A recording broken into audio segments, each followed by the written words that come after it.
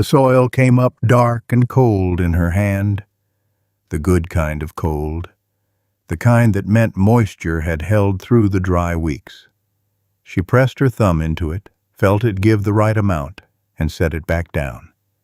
Behind her, the bean rows still needed pulling, 2 bushels at least, and the squash along the south fence had been ready since Tuesday.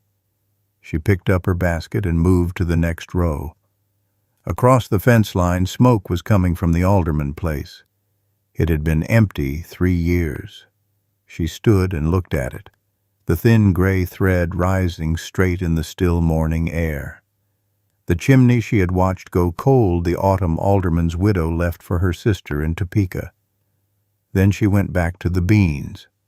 He came on foot, which she had not expected. Most men who bought land out here arrived on horseback. They looked at the country from that height, which told you something about how they planned to relate to it. He walked the fence line from his property to hers and stood at the post and waited until she looked up. He was older than she had pictured. Not old, but past the age of pretending. A cattleman's build, broad in the shoulder, weathered in the particular way of men who have spent decades outdoors making decisions.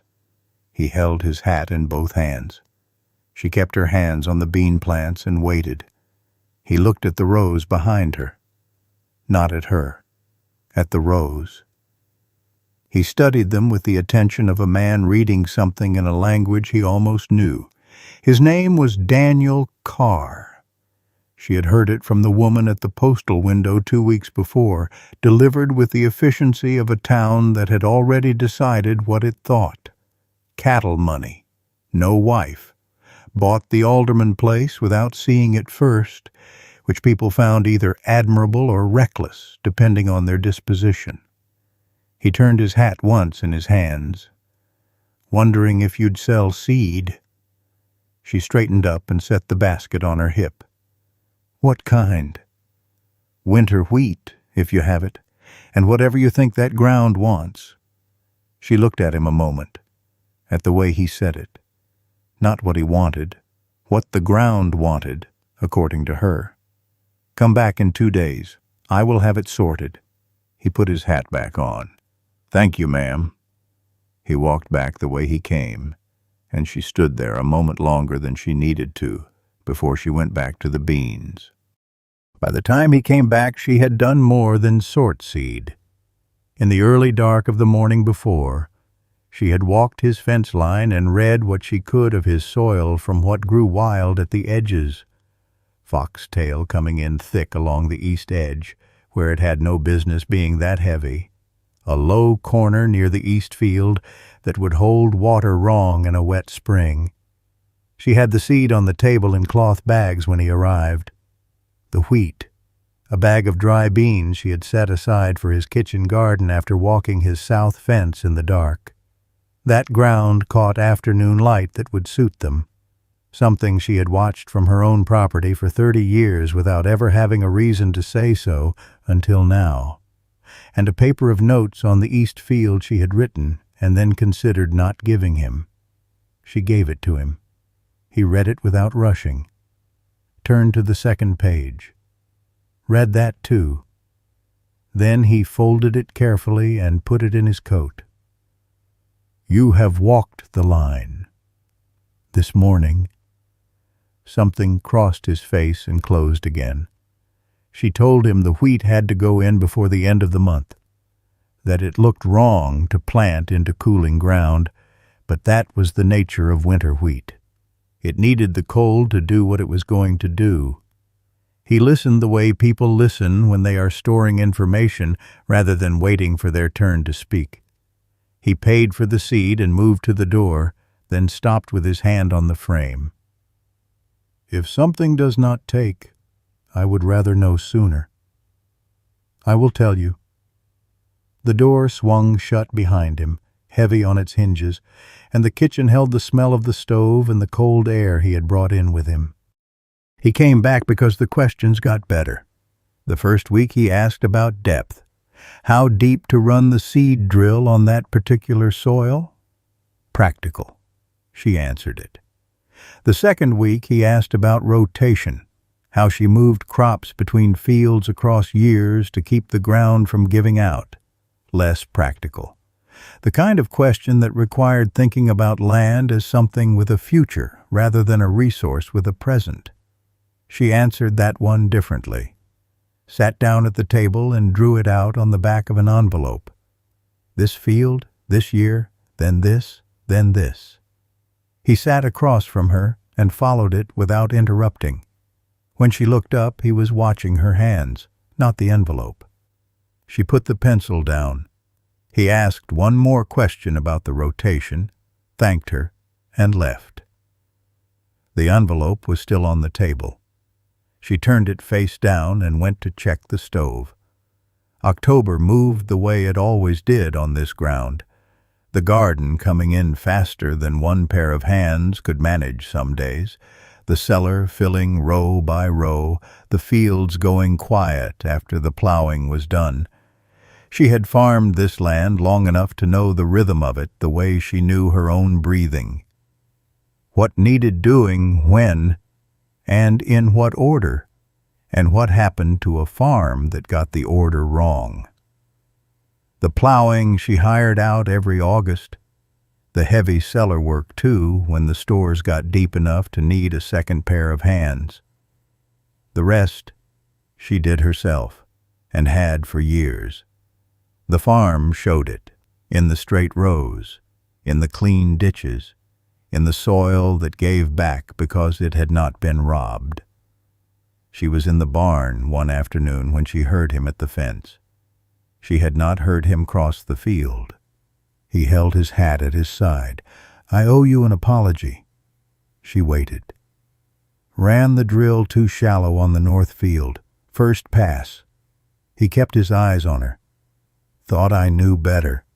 She did the math. "It will still take. Come spring you will see it thin in patches, and you will know which ones." She picked up the fence tool she had set down.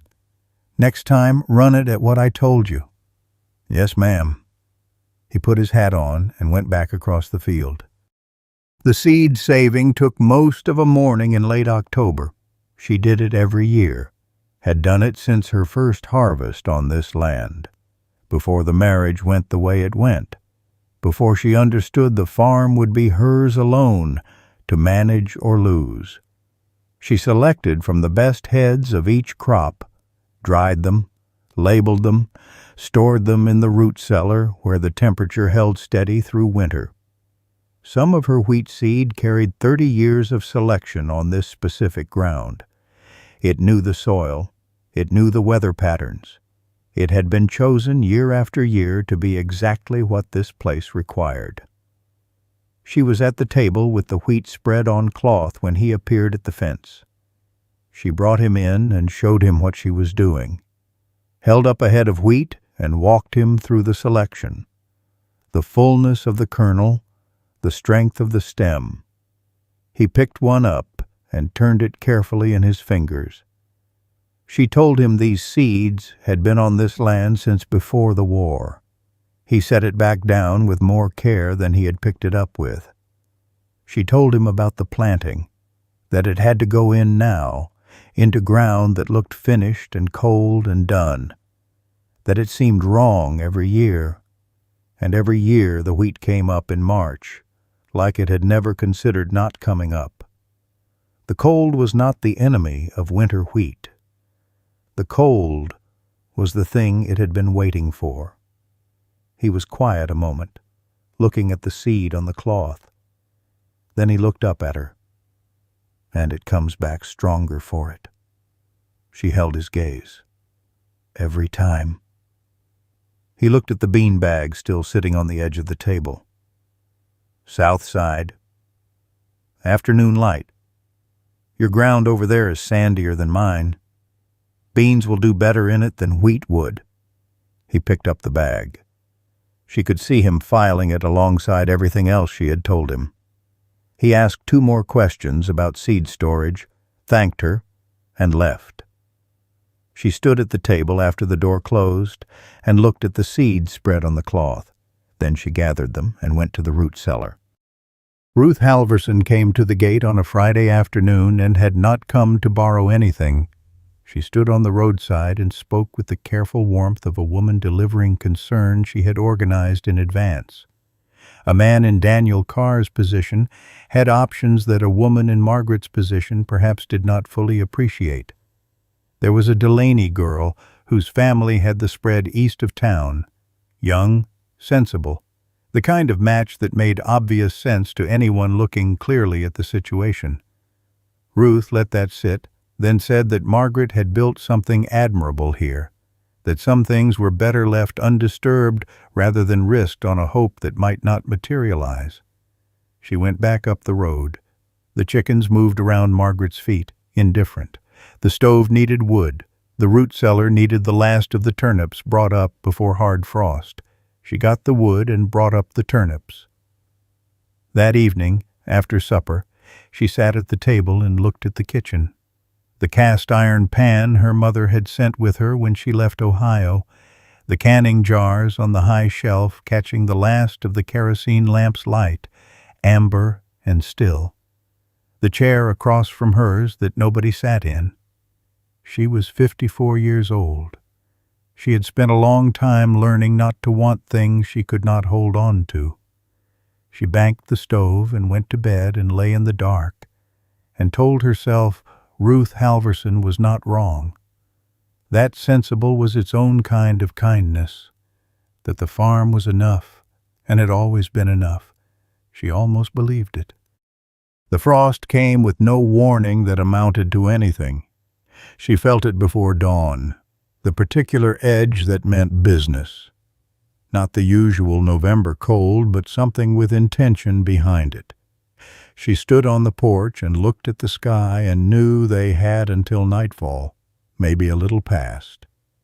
She went to his fence line first, meaning to warn him before she turned back to her own ground. He was already in his field when she reached the fence and looked up. How bad? Hard freeze by midnight. I need to get the root vegetables in. He looked at her field. Then he crossed the fence without being asked. They worked through the afternoon and into the dark, pulling and carrying, their breath showing by 4 o'clock. He worked without stopping, and she worked beside him. Once, she corrected the way he laid the turnips in the crate, and he fixed it without comment. When the cellar was stocked, she walked the edge of her wheat field with the lantern, the ground already stiffening under her boots. She crouched and put her hand flat on the soil above the rows and stayed there a moment. The wheat was down there, doing what wheat does. The cold was not its enemy. She heard him come up behind her and stop a few feet back. She kept her hand on the ground. Leave the wheat. It knows what to do. He crouched beside her and pressed his own palm to the earth. Held it there. The ground was colder than his hand and warmer than the air above it, which was the thing she had been checking for. After a moment he nodded, satisfied with what the ground had told him. They stood and walked back without speaking. The frost settled around them, clean and even. The stars overhead were the sharp, particular stars of a freezing night. At her kitchen door she stopped and looked back at the field, the dark shape of it under the beginning frost, the wheat invisible beneath the surface, already doing what it was going to do. He stood beside her and looked at the same thing. Then she opened the door and they went inside. Ruth Halverson was not alone the next time. 3 of them, positioned near the gate with the look of people performing a difficult kindness. Ruth spoke. Community standing, appropriate association, what people were saying and would continue to say. They handled Daniel Carr's name carefully, like borrowed property. The Delaney girl mentioned once a card laid on the table to show what was being held. Margaret's hands were at her sides. She thought of her husband, dead 11 years. He had left her this land, and a debt she had spent 4 years clearing. Not one thing he left behind was a memory she would call worth keeping. She thought of what it had cost to hold this farm alone, and what the holding had made her. She looked at Ruth. "My husband's mother kept this county sick through 2 hard winters. I have held this farm alone for 11 of my own. Nobody questioned what she was owed." She held Ruth's gaze. "I expect the same courtesy." Ruth opened her mouth and closed it.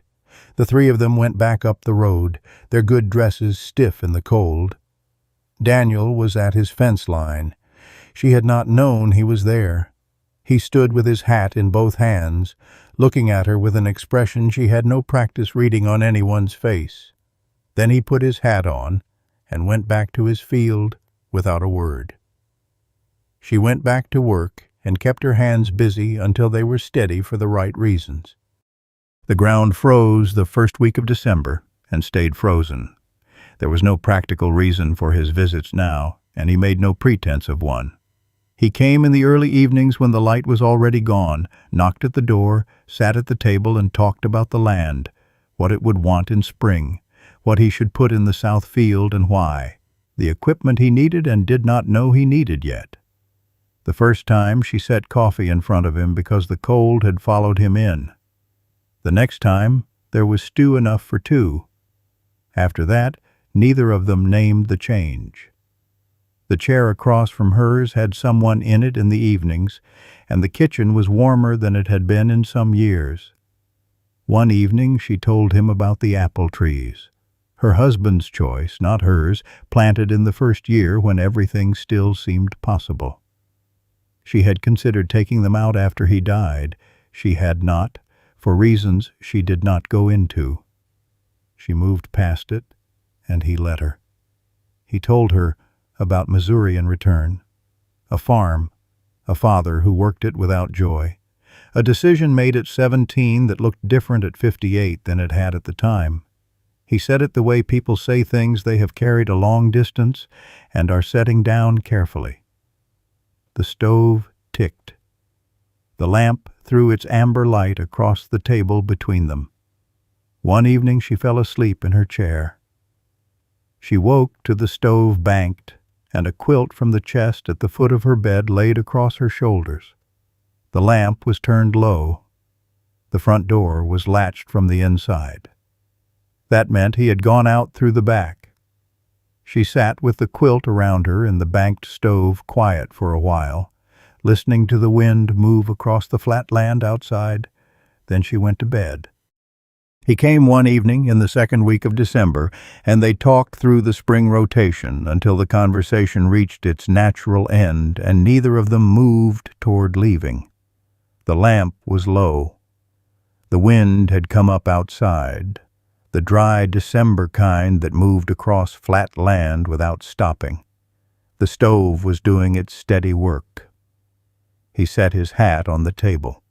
He looked at her the way a man looks when he has already decided. "I came west to learn something that stays in one place." He kept his eyes on her. "I have learned it, and I would like to stay, Margaret." A pause, quiet and certain.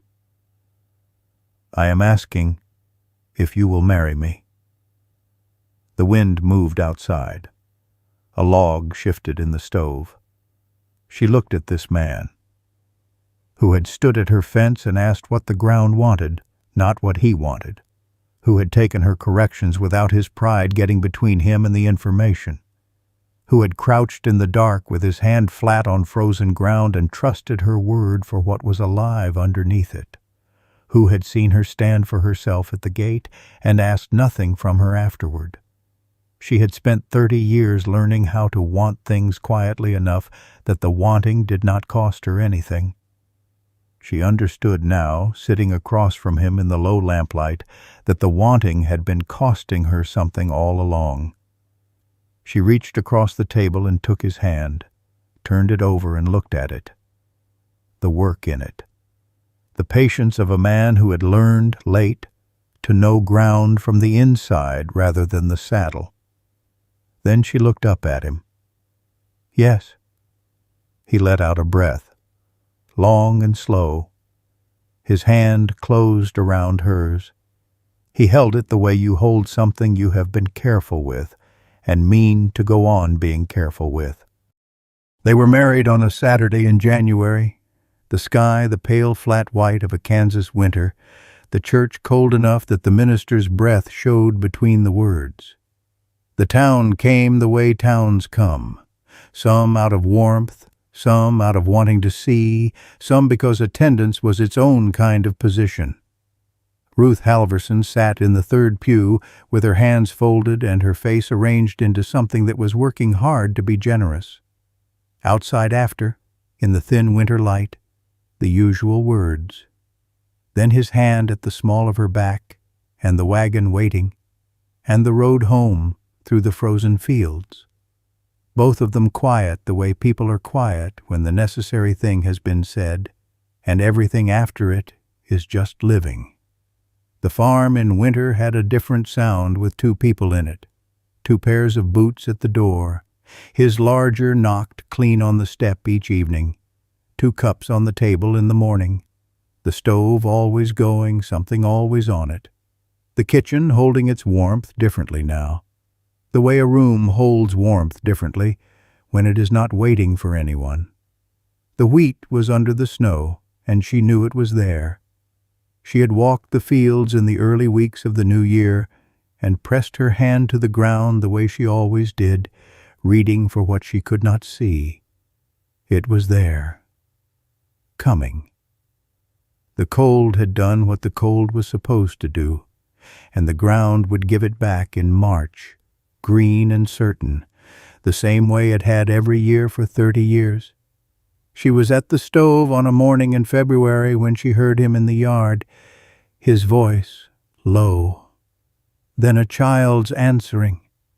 The Greer boy from the next property, 7 years old, who had taken to appearing at the fence on Saturday mornings to watch the horses. He had come on a weekday now, which meant he had found a different reason. She looked out the window. Daniel was crouched down to the boy's level with something in his hand, a seed from the way he held it. The boy looked at it with his whole face.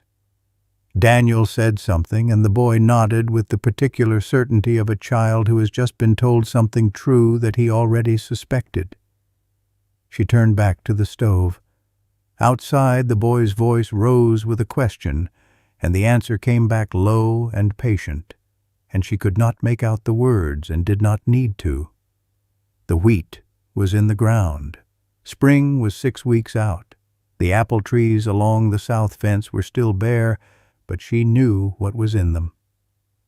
She put the kettle on and listened to the two voices in the yard, and the morning went on around her, ordinary and full, the way a morning goes when it has everything it needs. She had planted things in cold ground her whole life. She had not expected this one to take. If this story meant something to you, tell me in the comments. Have you ever had something come back to you when you stopped looking for it?